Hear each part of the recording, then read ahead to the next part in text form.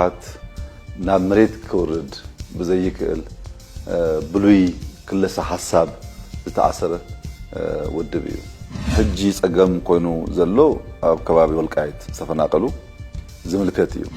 ኩናት ምድላው እናገበረ እዩ ይዝብሃል ወረታት ኣሎ ህዝቢ ትግራይ ሰላምን ልማትን ይግብኦ ሰላምን ልማትን ይፈቱ ሰላምን ልማትን ተቃሊሱ ይዘሎ በአንጻሩ ዳግም ውግእን እንወትን አይግብኦን ዝብል ጽኑነት ያለኒ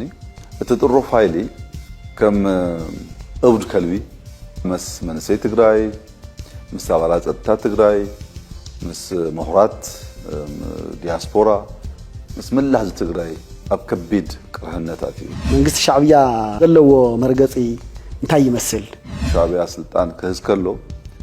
ዳርጋ ልዕሊ 300 ፋብሪካታት ኣብ ኤርትራ ነይረን ሎሚ ዳርጋ ኩለን ዓንየን ሓንቲ ዩኒቨርሲቲ ነይራ ኣስመራ ዩኒቨርሲቲ ትበሃል ንሳውን ተኣጽያ